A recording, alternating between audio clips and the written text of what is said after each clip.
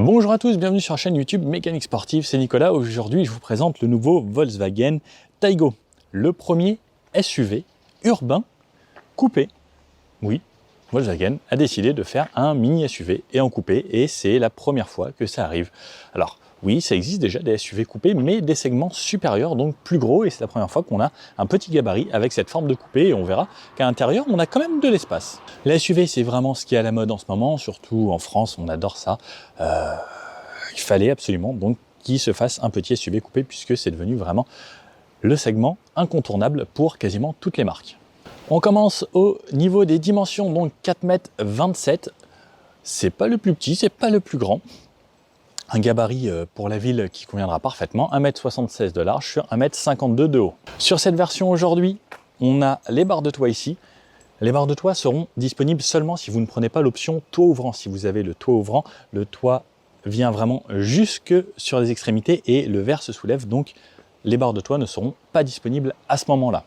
Sous le capot ici, on trouvera trois motorisations, le 1 litre 95 ou le 1 litre TSI 110 chevaux ou le 1 litre 5 TSI 150 chevaux. On n'aura que des versions essence, donc trois versions essence pour cette voiture. On aura au niveau des finitions plusieurs finitions. On aura soit la Life, la Style, la Business ou la Airline. Aujourd'hui, celle qu'on a, c'est la Style. La Style comme la Airline sont équipées de feux Matrix LED de série. Ça, c'est une bonne chose. Cette voiture, elle sera disponible en 13 couleurs, dont ce beau vert. Alors, il a des reflets un petit peu jaunes au soleil, c'est très sympa. Alors, j'ai choisi cette couleur, on aurait pu l'avoir en rouge, en blanche.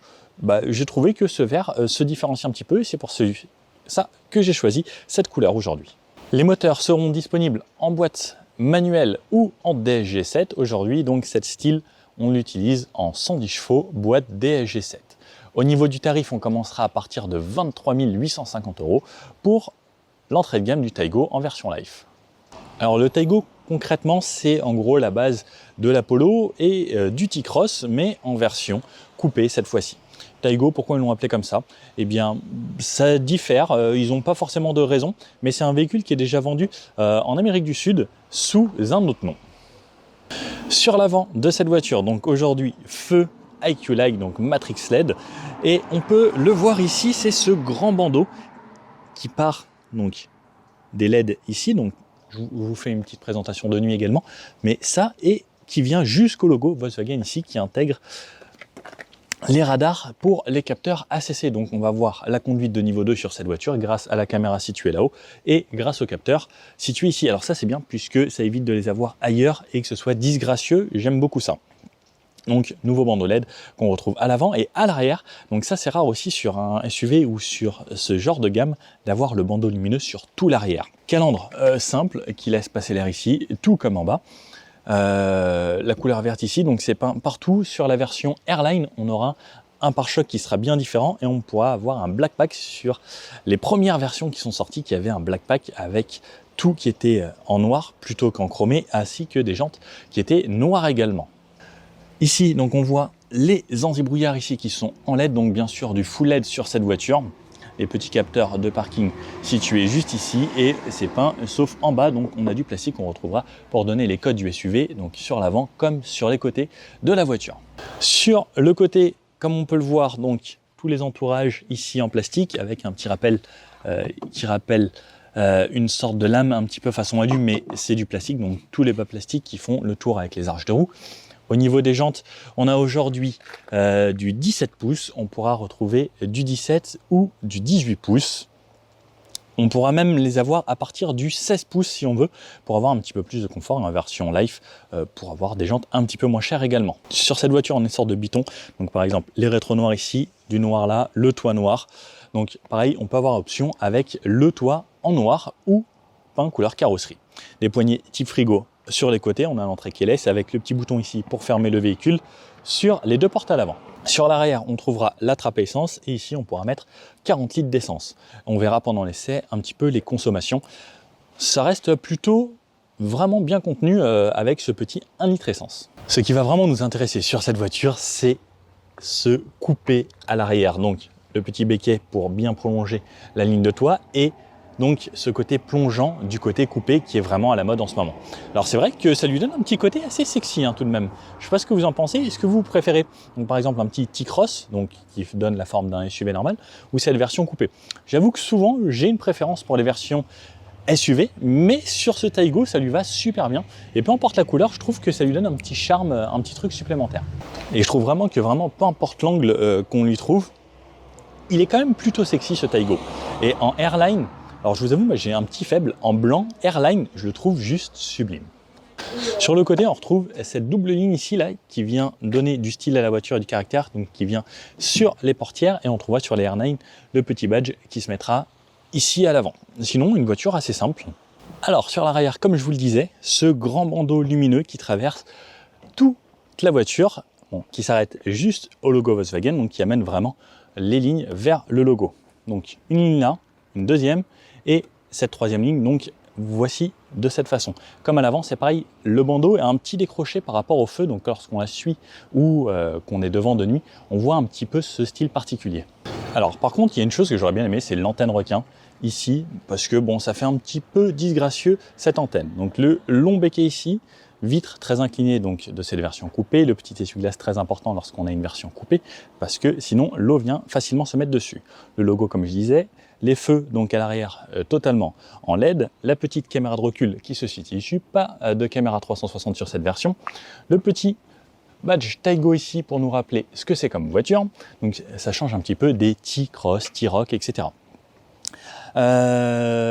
Donc peint ici sur cette version style pareil, on a un bouclier arrière ici donc tout en plastique qui est un petit peu différent sur la version R où on aura des échappements, des réflecteurs ici et on pourra trouver aussi sur les versions R le bande réfléchissante qui traverse toute la voiture. Le coffre, ce qui nous intéresse souvent c'est le coffre, donc je vous l'ouvre. Un coffre assez spacieux, on y trouvera ici 438 litres de chargement et jusqu'à 1222 litres lorsqu'on a la banquette rabattue. Les banquettes sont en 2 tiers, 1 tiers et on peut les rabattre de l'intérieur. On trouvera les fixations Top Taser et Isofix sur les deux places arrière également. Donc 438 litres, c'est largement suffisant, regardez, je peux rentrer dedans sans souci.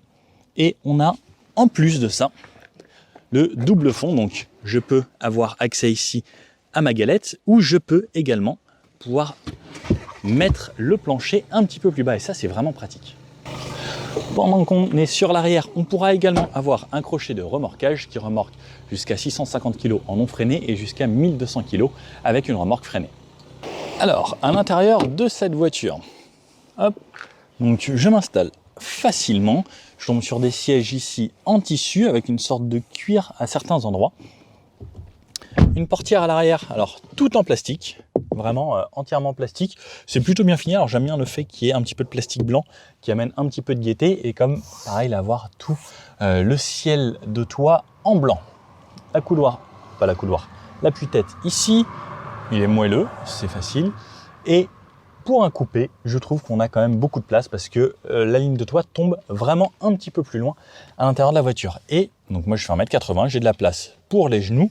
Donc le siège à l'avant il est réglé pour moi. J'ai de la place pour la tête, j'ai de la place au niveau des coudes. Et c'est une petite voiture assez spacieuse. Pourtant elle est basée sur la Polo comme je vous le disais. On est bien à l'arrière, les vitres sont assez grandes. On a bien sûr les vitres électriques à impulsion donc sur les 4 fenêtres.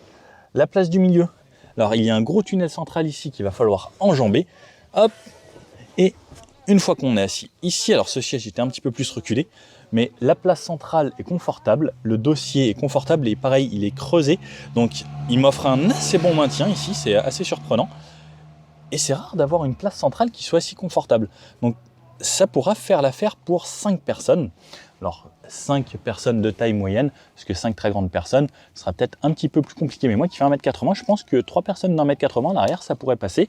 Et on peut faire un petit peu de route. Alors je vous dis pas que je traverserai la France, mais c'est plutôt pas mal. Donc fixation Isofix et Top Tether. La troisième ceinture qui se trouve ici directement sur la banquette. Donc pareil, ça gros plus. Et la banquette qui se rabat pour avoir un plancher plat lorsqu'on a le plancher à l'arrière dans le coffre en position haute. Donc quasiment plat ici et jusqu'à 1222 litres de chargement à ce moment-là. Hop. Et la ceinture c'est pas coincée, elle est restée sur le côté. Ça c'est un bon point. On peut avoir le toit panoramique ici qu'on n'a pas aujourd'hui en option. Donc comme je vous disais, ça enlève forcément l'option des barres de toit. Des petites poches ici dans les tissus, 2 ports USB type C pour pouvoir recharger vos téléphones, tablettes ou autres. Allez, je vous emmène faire un tour à l'intérieur et regardez, c'est quand même très très joli comme voiture. Poignée, hop, alors, tac, j'avais les feux allumés. Alors les Volkswagen, ça sonne beaucoup souvent si vous avez le contact Mi ou autre. Alors, voici l'intérieur, donc écran ici pour la console et écran ici. Donc on aura forcément un écran, c'est fini les aiguilles chez Volkswagen et sur le Taygo en tout cas. Donc forcément un écran comme celui-ci où on pourra avoir pas mal d'indications. Là vous pouvez le voir directement, ma moyenne depuis le départ, 5,7 litres. On pourra avoir plusieurs vues, donc chez Volkswagen et toutes les voitures du groupe, on a pas mal de choix, donc celle-ci, celle-ci et celle-ci. Et après je peux changer donc les informations qui se trouvent à chaque fois à l'intérieur, ici au milieu, et pouvoir aller dans les menus. Et par exemple là, voilà, sur les 120 derniers kilomètres, 5,7 litres de moyenne et avoir toutes les infos. On peut avoir pareil le GPS ici également. L'écran de droite, donc comme on connaît sur toutes les voitures de groupe, donc on a un menu ici, menu très simple et basique. On a la navigation. La navigation, on peut l'avoir avec le over-the-air. On peut, par exemple, sur une version de base, ne pas acheter la navigation et commander ensuite et l'acheter plus tard. Tout comme la commande vocale, pour le moment, c'est 2 options qui sont facultatives et que vous pouvez acheter plus tard. C'est une nouvelle option chez Volkswagen. Ensuite, vous avez la radio, téléphone, navigation, aide à la conduite, médias, App Connect. Vous pouvez avoir les App Connect sans fil sur cette voiture, les réglages du véhicule, tonalité et d'autres réglages ici. Ensuite, on a les raccourcis ici à chaque fois, donc par exemple radio, média, phone, commande vocale, menu, car, app et nav. Ça, c'est pour le volume ici. Ensuite, on va aller sur le volant. Donc le volant, on le connaît bien, donc Volkswagen, 3 branches, donc avec un petit creux ici, volant capacitif, donc pour les aides à la conduite. Sur la gauche, on a justement donc ces aides à la conduite ici. Ça, c'est pour le régulateur de vitesse. Ça, c'est pour plus ou moins de vitesse, donc de 10 en 10, ou si on reste appuyé, c'est de 1 en 1. Activer ou désactiver le régulateur de vitesse. Et ça, c'est pour le Travel Assist. Le Travel Assist, c'est le centrage de voie et le régulateur adaptatif. Vous appuyez là-dessus, la voiture se maintient dans les voies et reste à la bonne vitesse. Et ensuite, vous réglez la vitesse. Et le petit bouton central, c'est pour régler la distance avec le véhicule qui vous précède. Les touches du volume, plus ou moins fort. À droite, changer de radio ou de média. Précédent, suivant. La commande vocale, View, c'est pour changer les compteurs au tableau de bord. Et ça, c'est pareil, donc ça va être pour changer les informations. Et en haut, en bas, ensuite, on fait défiler, par exemple, consommation, autonomie, etc. Et je peux gérer donc tout ça juste ici. Moi, j'aime bien me laisser la vue d'ensemble, comme ça, je sais exactement tout sur mon périple.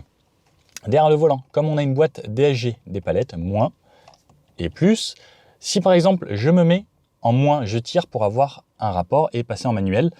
Pour pouvoir annuler et repasser en drive, je reste appuyé sur le plus et ça va repasser en drive automatiquement.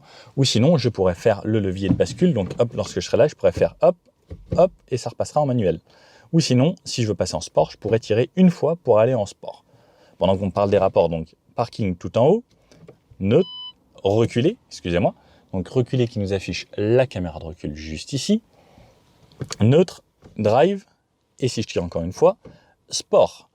Si je bascule à droite, je passe en manuel et en manuel, ça va rester tout le temps en manuel tant que vous resterez avec le levier à droite.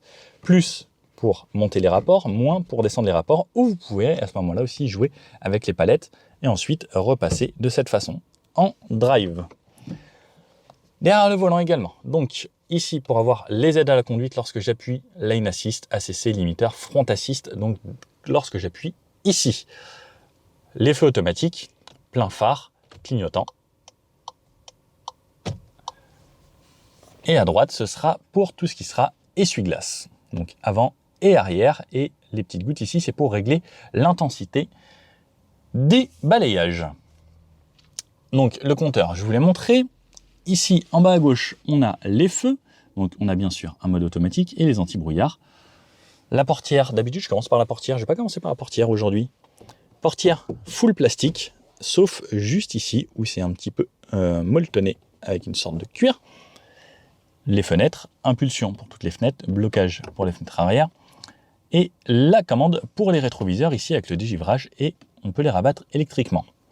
La poignée ici, donc on tire, verrouillage du véhicule, et comme vous pouvez le voir, c'est peint couleur carrosserie ici, et donc on peut le voir ça, donc qui traverse tout l'habitacle en vert. Je trouve ça vraiment très sympa. Ça amène un petit peu de couleur dans les habitacles qui sont souvent très très sombres. Le volant lui est réglable, hop, profondeur et hauteur, donc on a vraiment le choix au niveau du réglage. Le tableau de bord, tout est moussé, donc ça c'est moussé. Ça c'est moussé, alors ça c'est un vrai plus que ça se soit moussé, ça change, peu de voitures le font. Le pédalier très simple ici, donc on n'a que 2 pédales puisqu'on a une boîte automatique et un gros repose-pied sur le côté là-bas. La clim ici, la commande de clim, donc on trouve ici, alors on a du tactile pour pouvoir monter et descendre la température, alors ça me gêne pas trop et plus ou moins fort. Ici, pareil en tactile. Donc, soit on fait glisser, alors soit on n'est pas très doué, on peut aller un peu trop loin, soit on peut toucher gentiment sur les petits ventilateurs. Et c'est pareil pour ça, soit on fait glisser, ça peut aller très vite, soit on touche le bleu ou le rouge. Ensuite, on peut off, la fermer d'ici et choisir où on est ventilé grâce au petit bouton juste ici. Max, c'est le dégivrage à l'avant, dégivrage arrière. La clim auto, vous dites par exemple 21 degrés, débrouille-toi. Activer la clim, recyclage d'air et synchroniser. Et on a le bizone, donc ça veut dire que là, je peux régler la température à droite si je le souhaite et ça enlève le sync automatiquement. Ensuite, plus bas, on retrouvera ici 2 ports USB-C. Donc on pourra connecter Apple CarPlay et Android Auto. Un chargeur par induction pour téléphone avec ici aujourd'hui la clé. Donc la clé ressemble à ça. On a bien sûr le keyless, donc comme vous pouvez le voir, il n'y a pas d'endroit où mettre la clé et on peut quand même ouvrir de cette façon. Hop. Ensuite, activer ou désactiver le start and stop, les modes de conduite. Donc au niveau des modes de conduite, on a comme d'habitude éco, normal, sport et individuel. L'individuel, on peut le personnaliser avec la direction, l'entraînement. Donc direction, c'est plus ou moins rigide dans le volant. L'entraînement, c'est le moteur, normal, sport ou éco. ACC, donc ça c'est les aides à la conduite, et climatisation, on peut la mettre en mode éco. Donc là, on peut se personnaliser son mode si on veut par exemple le volant sport et le moteur éco. Ici, de quoi démarrer la voiture, donc le bouton Start and Stop. Alors, je ne sais pas si vous le voyez bien, voilà. Ici, c'est un endroit, alors je ne sais jamais à quoi ça sert, j'ai l'impression qu'on peut mettre une carte ici. Entourage en vert également, donc très sympa, ça rappelle les touches ici et ce qu'on voit sur les côtés et à l'extérieur de la voiture. Petite prise 12 volts et un vrai frein à main encore, donc pas de frein à main électrique sur cette voiture, donc seulement disponible avec ce frein à main et qui ne nous permettra pas d'avoir toutes les aides à conduite poussées jusqu'au bout, donc ça on en reparle pendant l'essai. Double porte-gobelet avec des petits gels hydroalcooliques et des petits bonbons, j'aime bien quand ils nous mettent des petits bonbons. Le petit télépéage, donc on a 3 rangements ici et un petit rangement ici, alors qui n'est pas très profond et pas très large, mais alors je pense même pas qu'on puisse mettre une petite bouteille 50 centilitres ici. On trouvera la boîte à gants sur la droite, donc boîte à gants, on pourra mettre une grande bouteille ici, ou comme vous pouvez le voir, ce genre de feuilles, et ici une petite carte SD, et là-bas on pourra ranger quelques petites choses également. La portière ressemble à ça, pareil, comme celle de gauche, toute en plastique. Les sièges à l'avant, donc ils ressemblent à ça, des appuis-têtes plutôt confortables, tout en tissu aujourd'hui. Une sorte de cuir ici avec des belles surpiqûres en verte, comme l'extérieur de la voiture, je trouve ça sympa, comme les petits rappels ici.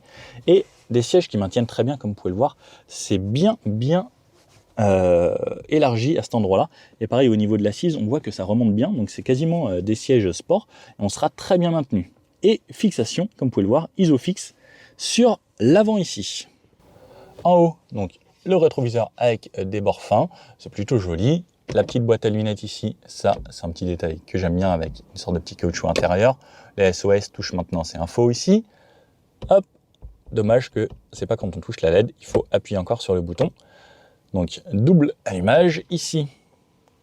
Si vous voulez toutes les infos du véhicule, vous scannez ça tout de suite. Et le petit miroir avec la LED bien blanche juste au-dessus. Dans les rétroviseurs, on a une bonne visibilité, c'est bombé de ce côté-là. Dommage que ce soit pas bombé de l'autre côté et pas d'affichage d'angle mort aujourd'hui. Au niveau de la sono, on a des enceintes là dans les portes et à l'arrière. Et la sono est vraiment de bonne qualité, pourtant ce n'est pas l'option Beats. Donc là, voici à quoi ça ressemble de nuit, donc le grand bandeau lumineux sur l'avant.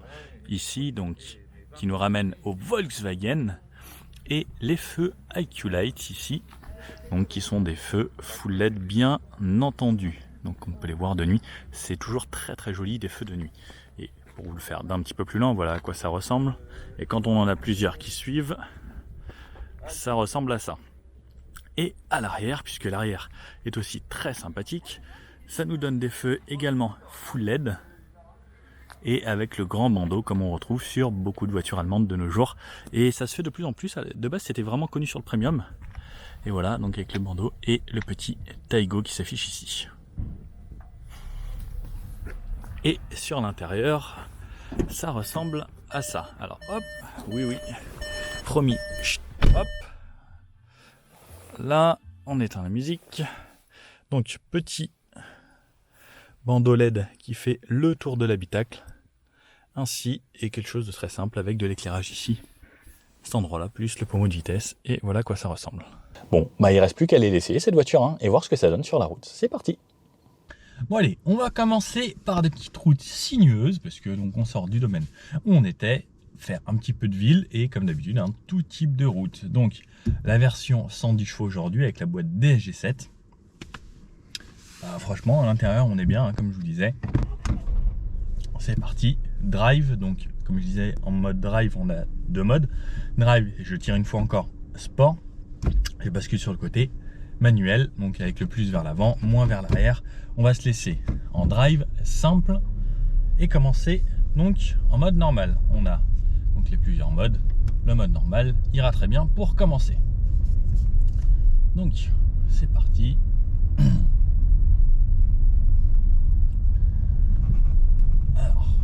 Là, on a une route très très dégradée. Ça nous permet de voir un petit peu le confort de la voiture. Donc voiture allemande, hein, souvent c'est assez ferme. Donc la fermeté, c'est pas forcément que mal, parce que souvent ça donne un comportement un petit peu plus dynamique à la voiture. Un petit chat. Quand je m'arrête, j'ai le start and stop. Et c'est reparti. Donc pas d'hybridation, pas de micro-hybridation, rien du tout. Juste un start and stop de base sur cette voiture. Il y a des petits chats partout ici vers Saint-Tropez. La direction est plutôt agréable.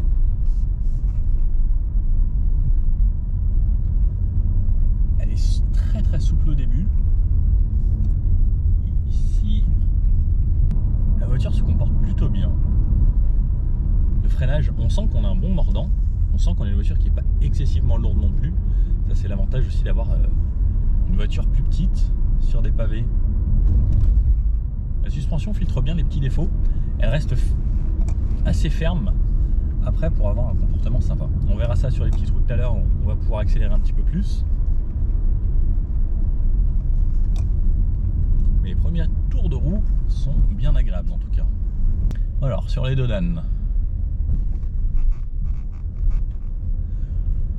ça va. Alors c'est pas ce qu'il y a de plus confortable, mais c'est une suspension allemande, hein. C'est ferme mais ça amortit bien. C'est plutôt correct. Pour la ville, parce que la plupart des gens vont faire de la ville ou ce genre de trajet avec ce petit Taigo, pas grand chose à dire, hein. Ce qui est top, c'est qu'il n'est pas excessivement grand. Il est facile à manier, on a facilement le gabarit en main.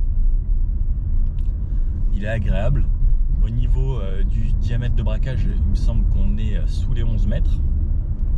Donc, ce qui le rend plutôt maniable en ville. Et sur les deux dalles et autres, ah, ça va, là je vais reprendre en plein sur les deux. Bon, ça reste bien.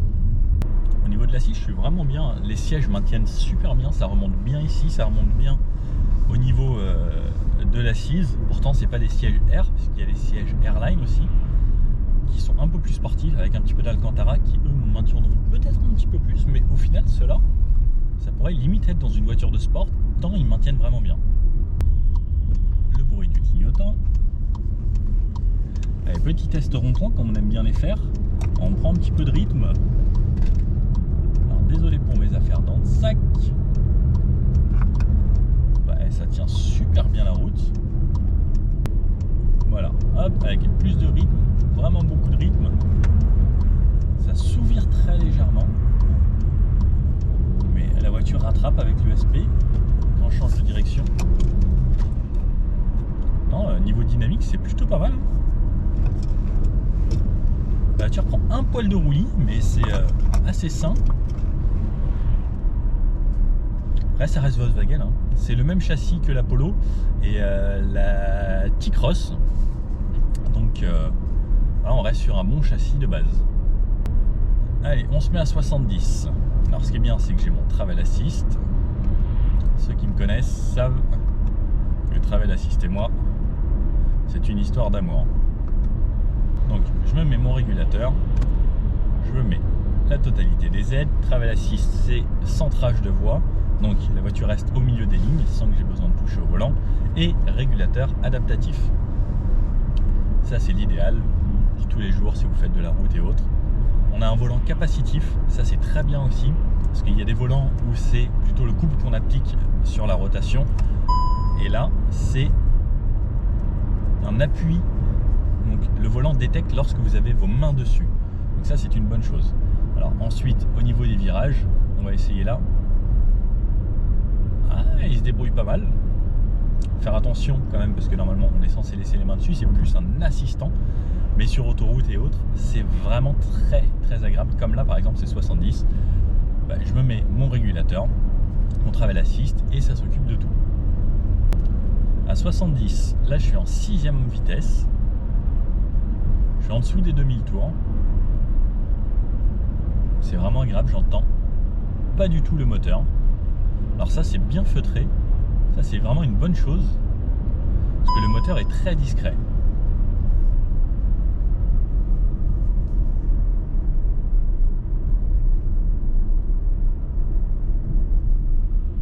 Le freinage, la pédale est assez ferme. On sent, comme je disais, qu'il y avait du mordant, et le moteur, donc même là je réaccélère, donc je suis en mode normal, ça passe les rapports sous les 2000 tours, 5, 6, à 1800 tours ça me passe mes rapports. J'ai un petit peu de bruit de roulement, parce que là pareil on n'a pas ce qu'il y a de mieux comme goudron. Très belle Aston Martin, on voit des très belles voitures ici vers Saint-Tropez, et c'est très agréable. Le moteur, à moins de le mettre un petit peu en contrainte comme ça là, parce que je réaccélère, je l'entends pas du tout, et un régime stabilisé, il est hyper discret quoi. Alors ce qui est top, c'est que le samedi matin, Sainte-Maxime, il n'y a personne. Petit test, tout petit rond-point, rayon de braquage, je braque à fond.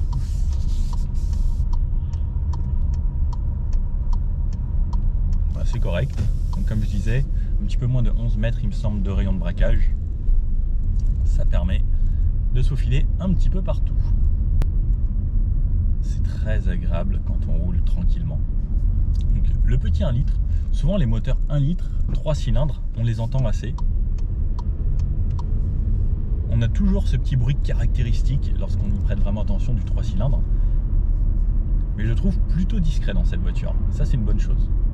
Si je passe en mode éco, normalement le mode éco, lui va me donner un répondant un petit peu plus cool. Donc je vais avoir une pédale d'accélérateur où quand je vais appuyer dessus, il y aura un petit peu moins de répondants. Ça va permettre de faire des économies pour relancer la voiture un petit peu moins vite. Et normalement, ça devrait passer les rapports encore un petit peu plus bas que le mode normal. Et là, ça permet d'avoir une conduite encore plus coolée. Donc quand on n'est vraiment pas pressé, le mode éco, moi, c'est ce que je conseille parce que ça apaise et ça prend son temps. Alors, c'est beaucoup moins réactif que le mode normal. Et ensuite, il y aura le mode sport qu'on essayera tout à l'heure sur les petites routes quand il n'y aura personne, pour voir ce que ça donne. Le mode sport, lui, est plus dynamique, plus de répondants. La direction change également en mode sport. Mais là, le mode éco, je trouve ça idéal, moi. C'est dommage même qu'on ne puisse pas régler pour que la voiture puisse démarrer en mode éco. Il faut appuyer, donc elle démarre en normal, et ensuite on passera le mode éco. Bon, la sonorisation dans cette voiture est vraiment cool. C'est pas du Bose ou on peut avoir en option du Beats, mais la sonorisation de base est franchement très très bien. Autre chose qui est agréable, c'est donc mon Travel Assist lorsqu'il est activé en ville ou même à la campagne ou autre. Lorsqu'il va y avoir un rond-point, la voiture va détecter grâce à la cartographie, donc le GPS, qu'il y a des ronds-points. Donc là, concrètement, je ne touche pas à mes pieds. La voiture sait qu'il y a des virages qui arrivent devant et elle va s'adapter à la vitesse qui va bien. Donc ça me dit virage et ça s'adapte. Donc pareil, hein, là je touche toujours pas à mes pieds. Je suis ce qu'il y a devant. Je suis la voiture qui est devant. Donc dans les ronds-points ou les routes très sinueuses, la voiture sait grâce à la cartographie à quelle vitesse il faut s'adapter. Autre chose, là par exemple, je ne touche plus à rien. Devant c'est rouge. Hop, alors hop, elle détecte la voiture. Je ne touche à rien, la voiture va s'arrêter automatiquement. Ça, dans les bouchons, c'est le top. Donc regardez, par contre, 1, 2, 3, elle désactive le frein. Donc ça, c'est un petit peu dommage que ce soit pas poussé jusqu'au bout. J'ai demandé pourquoi. On m'a répondu car j'ai un frein à main ici manuel sur cette voiture. Et que pour avoir le Travel Assist avec vraiment le stop qui reste, il faut avoir le auto hold. Le auto hold qui n'est pas disponible sur cette voiture, puisque justement on a ce frein à main mécanique et on peut l'avoir sur la Golf par exemple, mais Polo par exemple il l'avait pas non plus. Elle avait cette même option de Travel Assist où ça s'arrêtait, mais qu'au bout de 3 secondes il fallait appuyer sur le frein puisque ça restait pas freiné à l'arrêt. Ça, c'est un petit truc que j'aurais aimé avoir en plus. Donc Volkswagen, prochaine plateforme que vous faites, n'hésitez pas. Mais par exemple, là j'ai toujours, comme sur les voitures beaucoup plus haut de gamme, dans le Travel Assist, la voiture qui sait reconnaître grâce à la cartographie les ronds-points et autres. Et ça par contre, c'est une vraiment bonne chose. Et en ville, comme vous pouvez le voir, hein, c'est vraiment très très agréable. Depuis tout à l'heure, j'ai une conso à 4,7 litres, ce qui est plutôt correct. Ce qui est même vraiment bien, hein, avec des routes entre 50 et 70. Donc je fais un petit peu de ville, un petit peu de route entre les villes. 4,7 litres, c'est vraiment correct. Alors là on a des petites routes sympas et bien sinueuses. On va essayer le mode sport, donc, qui va permettre de accélérer, avoir une direction qui change un petit peu. On a vraiment une voiture transformée, hein, comparée au mode éco. Du châssis, c'est quand même vraiment bien, hein. La voiture elle suit bien la route. Le freinage, comme je disais, on sent qu'on a un freinage qui va être assez puissant. La tenue de route est top. On sent un très très léger sous-virage. Et par contre, ça y va bien, hein. Hop, hop. C'est agréable, ça relance suffisamment, donc on a 110 chevaux et c'est plutôt correct. Et on retrouve un de nos collègues aussi avec un Taigo devant. Bon, et un petit peu comme si on était de nuit pour vous montrer un petit peu l'habitacle. Donc petit bandeau LED là qui fait tout le tour ici. Et sinon c'est très simple, éclairé là juste en bas où on pose son téléphone avec le chargeur par induction. Voilà, très très simple dans cet habitacle du Taigo. Allez, on va aller s'insérer sur autoroute. Donc là je suis en mode éco. Ça y va tranquillement, ça monte, 90, 100, 110 ici, Travel Assist, 110 km/h.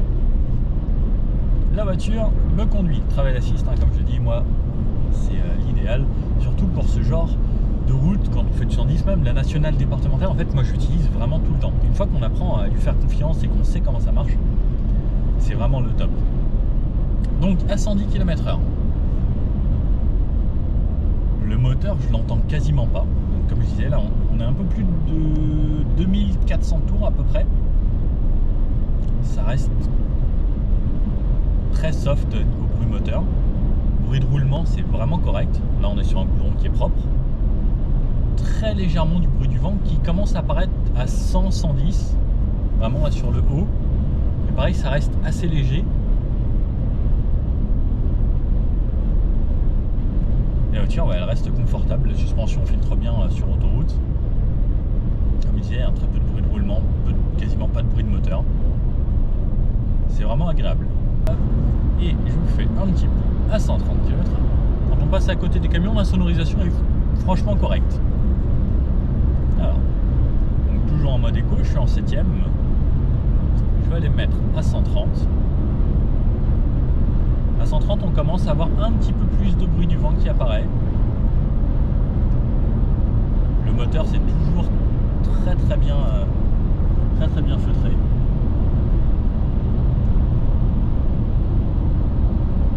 Un peu de bruit du vent ici, là, et sur le haut.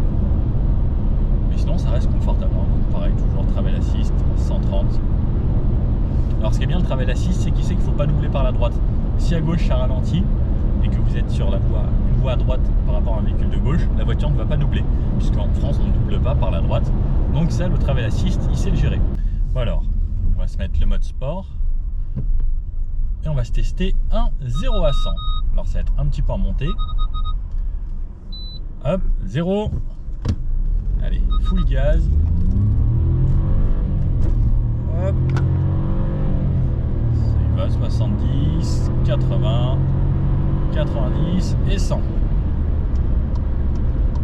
Voilà, c'est pas une fusée, mais ça y va correctement. Donc il y a la version 150 si vous avez besoin d'un petit peu plus de chevaux, où ça va forcément attractionner un petit peu plus. Mais pour moi, je pense vraiment que la version 110 chevaux, c'est la version idéale, parce qu'au final, elle a assez de chevaux pour le quotidien. Et en plus, elle a une consommation vraiment raisonnable. Donc là, j'en suis à 5,6 litres. Ça fait une centaine de kilomètres que je roule. 5,6 litres de moyenne. C'est pas mal.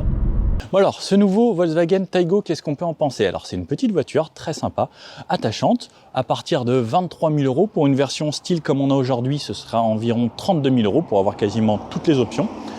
Voiture agréable, hein. Volkswagen à chaque fois ils font des voitures sympas avec de bons châssis. Au niveau de la consommation, comme on a pu le voir, on était en dessous des 6 litres, alors pourtant ça montait, ça descendait. On faisait un petit peu de tout, un petit peu d'autoroute, un petit peu de ville. Donc on a fait Saint-Tropez, Monaco qui se trouve juste par là, il me semble que là on est aux alentours de Menton. Véhicule très sympa, agréable à conduire. Confortable, le moteur qui est bien insonorisé, pourtant un 3 cylindres souvent c'est bruyant. Et bien là ils ont quand même réussi à bien feutrer tout ça. Le style, le fait d'avoir un petit SUV coupé, bah c'est top, hein, puisqu'il y en a très peu, et enfin c'est même d'ailleurs le tout premier dans ce segment-là à avoir une forme de coupé. Et bon bah voilà, petite voiture sympa, agréable à conduire, spacieuse à l'intérieur, avec un coffre assez généreux comparé à des voitures qui sont des fois dans le segment supérieur. Pas d'hybridation, alors dommage, moi j'aime bien un petit peu l'hybride, mais en vrai, au vu des consommations, l'hybride c'est pas forcément beaucoup plus intéressant, puisque là on a une voiture assez légère et qui fait très bien le job avec des consommations vraiment raisonnables. Vous aurez donc 3 choix de motorisation, soit le 95 chevaux, soit le 110 comme aujourd'hui, soit le 150. Et je vous avoue que pour moi le 110 chevaux est un bon compromis. Pas trop de puissance, il y a des consommations vraiment maîtrisées et c'est largement suffisant pour la plupart des gens, même si effectivement des fois ça pourrait me manquer un petit peu de relance dans des grosses phases d'accélération, mais avec le mode sport, ça change déjà pas mal de choses. La version Airline, je pense que si vous aimez les voitures un petit peu plus agressives, la version Airline vous conviendra mieux, mais cette version style est simple, sobre, avec un style vraiment agréable. Bon, j'espère que vous avez aimé cette vidéo. Si oui, n'hésitez pas à mettre un petit pouce bleu comme ça, abonnez-vous, et puis je vous dis à bientôt pour un prochain essai. Ciao!